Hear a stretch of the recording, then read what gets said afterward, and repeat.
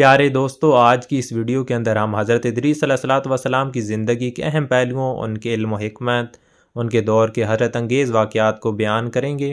حضرت ادریس علیہ الصلوۃ والسلام جنہیں پہلے نبی ہونے کا اعزاز حاصل ہوا، جنہوں نے لکھائی کا آغاز کیا، جنہیں خاص طور پر علم، صبر اور عبادت میں منفرد مقام حاصل ہے۔ قرآن و حدیث میں حضرت ادریس کا ذکر قرآن حدیث میں بہت مختصر لیکن گہری معنویت کے ساتھ کیا گیا۔ آپ کے بارے میں قرآن کریم کے مختلف مقامات پر اشارہ کیا گیا، خاص طور پر سورہ مریم اور سورہ انبیاء میں۔ سورہ مریم میں ذکر ہے، اللہ تعالیٰ نے فرمایا کہ اس کتاب میں ادریس کا ذکر کرو، بے شک وہ نہایت سچے اور نبی تھے، ہم نے انہیں بلند مرتبہ اور مقام اٹھا لیا۔ ان آیات سے واضح ہوتا ہے کہ حضرت ادریس علیہ الصلوۃ والسلام اللہ کے بہت قریب بندے تھے، انہیں خاص طور پر مقام ادا کیا گیا، آپ کو آسمان پر بلند کیا گیا، جو کہ غیر معمولی اعزاز ہے۔ سورۃ الانبیاء میں ذکر ہے، قرآن مجید میں ارشاد ہوا کہ اسماعیل، ادریس اور ذوالکفل سب صبر کرنے والوں میں سے تھے۔ یہ آیت انبیاء کی صبر، استقامت اور عبادت میں نماک کو ظاہر کرتی ہے۔ حضرت ادریس علیہ الصلوۃ والسلام کو خاص طور پر صبر کے مقام پر یاد کیا گیا۔ حضرت ادریس کے بارے میں چند احادیث میں بھی موجود ہے، جن سے ان کے مقام اور اللہ کے ساتھ ان کے قرب کا اندازہ ہو سکتا ہے۔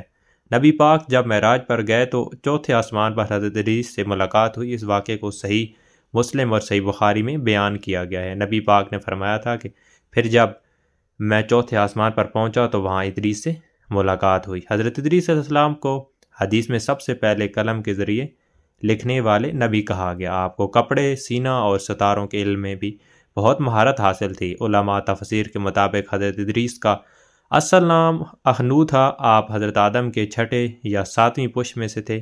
آپ کو اللہ نے نبوت کے ساتھ ساتھ علم اور حکمت سے بھی نوازا۔ آپ نے لوگوں کو توحید، صبر اور اللہ کے راستے پر چلنے کی دعوت دی۔ حضرت ادریس کے نام کے اوصاف قرآن و حدیث میں ان کے ذکر سے یہ واضح ہوتا ہے کہ آپ کا مقام دیگر انبیاء کے درمیان نہایت بلند ہے۔ حضرت ادریس کا لقب اور ان کے نام کا مطلب کیا تھا؟ حضرت ادریس کا لقب، نام دونوں ان کی شخصیت اور کردار کے اہم پہلوؤں کو ظاہر کرتے ہیں۔ حضرت ادریس کا لقب نبی الحکمت اور نبی البصر ہے۔ آپ کو یہ لقب اس لیے دیا گیا کیونکہ آپ پہلے نبی تھے جنہوں نے قلم کے ذریعے لکھنے کا فن سکھایا۔ آپ نے لوگوں کو علم، حکمت، عملی اور زندگی کے اصولوں کی تعلیم دی۔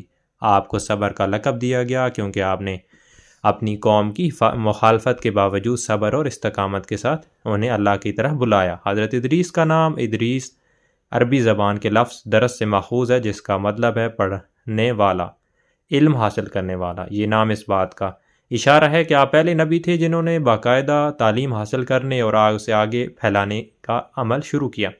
آپ کو پہلا معلم بھی کہا جاتا ہے کیونکہ آپ نے انسانوں کو تحریر و تعلیم کی اہمیت سے روشناس کرایا۔ حضرت ادریس کو اللہ تعالیٰ نے خصوصی علم اور روحانی مقام عطا کیا۔ آپ کی شخصیت سے علم اور حکمت، صبر و تحمل کی صفات نمایاں تھیں، جس کی وجہ سے اللہ تعالیٰ نے آپ کو مکان علیہ، بلند مقام عطا کیا۔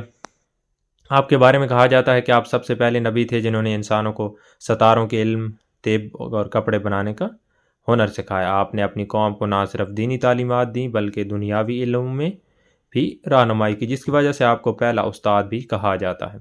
آپ کے لقب کا ایک روحانی پہلو یہ بھی ہے کہ آپ کو اللہ کے بہت قریب مانا جاتا ہے۔ قرآن کریم میں آپ کو صدیق نبی کہا گیا، جس کا مطلب ہے آپ انتہائی سچے اور دیانتدار تھے۔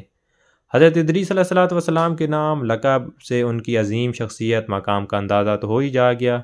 آپ کی زندگی علم اور عمل، صبر کی مثال ہے، جو آج بھی انسانیت کے لیے مشعل راہ ہے۔ حضرت ادریس علیہ الصلوۃ والسلام کے معجزات، اعلیٰ مقام۔ حضرت ادریس کو اللہ تعالیٰ نے بے شمار فضائل اور معجزات عطا فرمائے، جن کی بنیاد پر آپ کو بلند مقام اور خاص مقام نصیب ہوا۔ بلند درجات، قرآن مجید میں اللہ تعالیٰ نے حضرت ادریس کے بلند درجات کا ذکر کیا کہ ہم نے اسے بلند مقام عطا کیا۔ علماء کے مطابق یہ بلند مقام روحانی، علمی اور جنت میں خاص مقام کو ظاہر کرتا ہے۔ کہا جاتا ہے کہ حضرت ادریس کو اللہ تعالیٰ نے زندہ آسمانوں پر اٹھایا۔ بعض روایات کے مطابق آپ کو چوتھے آسمان پر لے جایا گیا، جہاں آپ فرشتوں کی عبادت کو قریب سے دیکھنے اور ان کے ساتھ عبادت کا شرف حاصل ہوا۔ بعض مفسرین کے مطابق حضرت ادریس کو دنیا کے سے آسمان تک بلند کیا گیا، جنہوں نے اللہ کے فرشتوں سے ملاقات کی۔ یہ واقعہ آپ کے نبی ہونے کی اعلیٰ حیثیت اور اللہ کے نزدیک مقبولیت کو ظاہر کرتا ہے۔ حضرت ادریس علیہ الصلوۃ والسلام اپنی عبادات، دعا، اللہ کی قربت کے لیے مشہور تھے۔ آپ کا زیادہ وقت اللہ کی عبادت میں گزرتا تھا۔ آپ اپنی قوم کو بھی عبادت، پرہیزگاری کی تعلیم دیتے تھے۔ حضرت ادریس کے دور میں آپ کے ذریعے کئی قدرتی معجزات ہوئے، بارش کا آنا، جب قوم کو خشکسالی کا سامنا ہوا تو آپ نے دعا کی اور اللہ نے رحمت کی بارش کی۔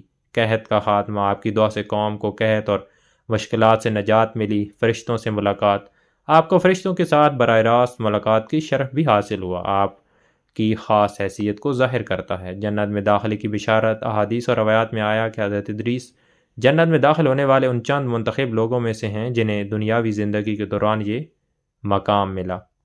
آپ کا سب سے بڑا معجزہ علم کا فروغ تھا۔ آپ نے قوم کو تحریر، علم فلکیات، دیگر فنون سکھائے جو آج بھی انسانیت کے لیے مشعل راہ ہیں۔ حضرت ادریس کے معجزات بلند مقام نے نہ صرف آپ کو انبیاء میں ممتاز کیا بلکہ آپ کی تعلیمات اور روحانی مقام کو بھی آج بھی انسانیت کے لیے رہنمائی کا ذریعہ ہیں۔ حضرت ادریس کی وفات کا واقعہ، حضرت ادریس کی وفات کا واقعہ روایات اور تفاسیر میں مختلف انداز میں بیان کیا گیا ہے، جن میں چند مشہور واقعات درج ذیل ہیں۔ فرشتے کے ذریعے جنت کی زیارت، کہا جاتا ہے کہ حضرت ادریس کی خواہش تھی کہ وہ موت سے پہلے جنت کی زیارت کرے۔ اللہ تعالیٰ نے ایک فرشتے کو بھیجا جو انہیں آسمان پر لے گیا۔ چوتھے آسمان پر ملاقات، فرشتے نے انہیں چوتھے آسمان پر اللہ کے حکم سے ٹھہرایا اور وہاں آپ کی روح قبض کی گئی اور جنت میں داخلہ۔ بعض روایات کے مطابق حضرت ادریس کو جنت میں داخلے کا شرف بھی حاصل ہوا۔ قرآن میں ان کی وفات کا براہ راست ذکر نہیں آیا، لیکن مفسرین کے مطابق بلند مقام ان کی روحانی بلندی اور جنت میں قیام کے طور پر تعبیر کیا گیا۔ ایک مشہور روایت کے مطابق حضرت ادریس نے حضرت ایک فرشتے سے درخواست کی کہ وہ انہیں جنت دکھائے۔ فرشتے نے انہیں اپنے پروں پر بٹھایا اور آسمان پر لے گیا۔ چوتھے آسمان پر پہنچ کر فرشتے نے اللہ کے حکم سے ان کی روح قبض کر لی اور ایسی مقام پر انہیں دفن کر دیا گیا۔